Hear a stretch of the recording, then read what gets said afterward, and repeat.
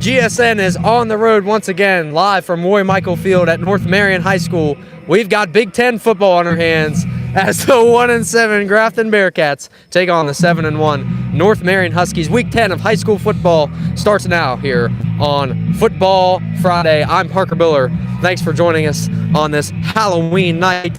Joined alongside me by the cowboy himself, Bryce Kelly, Mr. Pimp, Tyler Clem, and we got the gangster over here, Mr. Noah Flea Foley. And guys, let me tell you what, it's been a special evening so far. We've had a heck of a day. The RV's behind us, and the music was blaring. We had to move spots a little bit, but the annual RV trip got underway. A little shaky start. There's an accident right in front of the house. Some dude drove in a ditch, so we were a little delayed there. What was the odds he was on his phone? Pretty high, I would say. Pretty high, I would say. I don't know how you crashed into that ditch, dude. I don't either. And Patrick spilled his drink in the RV. It's a little sticky in there, so the wind's blowing in. It might rain here in a few minutes, but nonetheless, we are here at North Marion. Happy Halloween, everybody. Big thanks to Isaac Thomas for making this happen, and for Chad Miller bringing the RV and all that. And for Paul McIntosh. Shout out to you, Paul. We know you're watching. We appreciate that. And oh, that's nice and quiet. I really like that. That's really peaceful now. So before we start, we got to give a shout out to the sponsors. Quality Machine, serving the hardworking people of West Virginia since 1975, from fabrication to welding and anything in between. If man made a quality can fix it, visit qualitymachineinc.com. And CG Farms, from fresh organic produce to quality cuts of meat and a fall special on mums. Text or call 304-612-2224. CG Farms, quality at its best. And the Keystone Realty Group for all your buying, selling, and renting needs with broker Christina Guz at Keystone Realty Group, WV.com. Keystone Realty, your key to home ownership. And Cage is at FFA Nationals, so he is not here tonight. Shout out to Cage. Hopefully he's watching from Indianapolis there. I think they competed today, did they not? I think they, got awards today? It might have been awards, I'm not sure. So hopefully they won something. We didn't check in, but hopefully they did. But great friends we are, right? Really, I mean, honestly, that's pretty bad. We should text. Actually, I'll text him right now while Bryce is giving his little spiel here. Some notable matchups happening around the state. Take it away, Bryce. All right, so biggest matchup of the week, probably by far. Fairmont Senior faces 7-1. Fairmont Senior faces 9-0 Bridgeport. Under that, you got East Fairmont versus Philip Barber. Lincoln faces 8-0 Doddridge County. Morgantown will go on the road against University. Mingo will play Champsville, and Petersburg is playing Tucker County. All right, boys, what is the score prediction for that Fairmont Senior game, and who will win it, in your opinion? I think Bridgeport has it. It's not going to look as bad.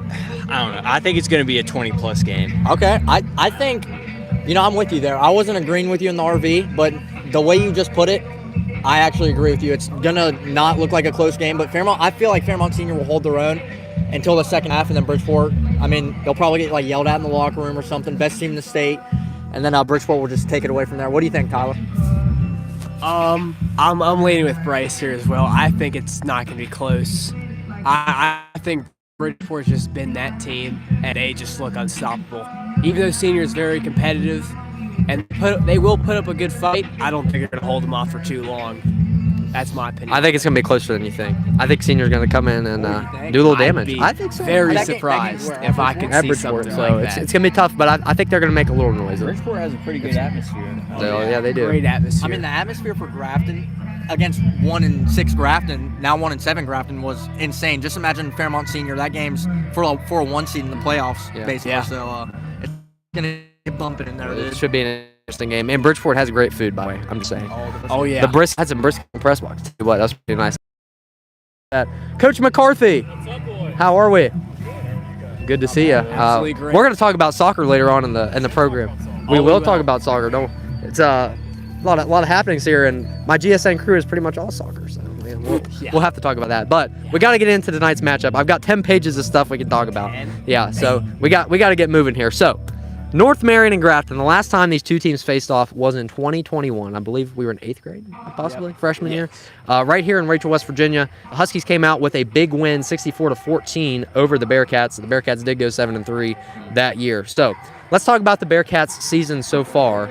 They were officially eliminated from playoff contention 2 weeks ago in the homecoming loss to RCB, 6-7. Funny enough, and I've got some stats from that game. Let me pull them out here. We can talk about that too. You know, Grafton total yardage 156, RCB 152, so pretty even yardage wise. And then rushing yards, RCB 108, Grafton 72.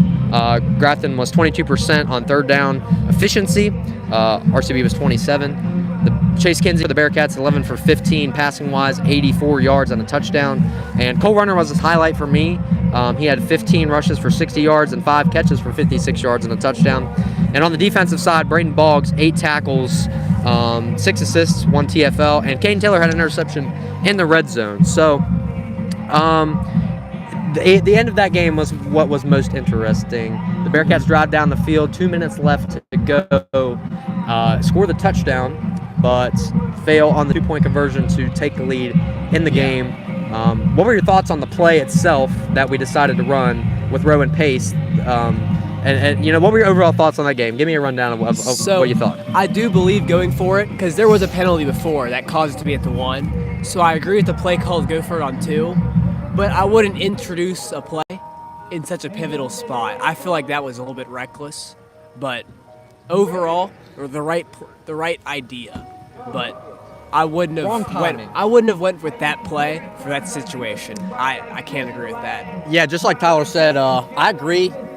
Like extraordinary with I don't know what I just said, but I agree with Coach Foley on going for 2 there, man. They have nothing to lose. That game was to get them in the playoffs, and if they beat Bird there, that would have sent a message around the state that, you know, Grafton, they're not messing around, man. But like Tyler said, I wouldn't introduce a new play. Rhino is what they called it, with a row in the backfield. I would have given it to Cole Runner.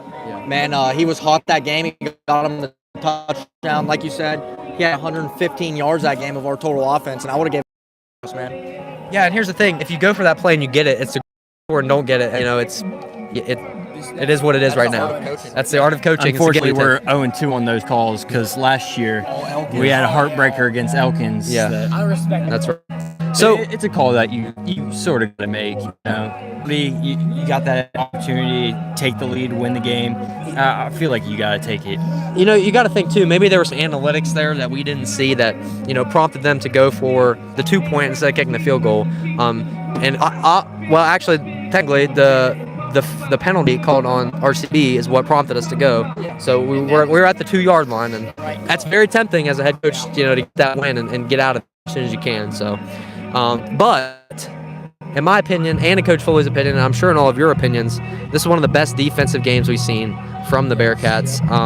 But that was a tough loss. I mean, homecoming game, that's hard on your guys. It really is. So, this loss transpired into the next week as the Cats took on the Bridgeport Indians on the road. The score of that game, no surprising, was 49-0. We were the only team not to score on Bridgeport, by the way. I will mention that.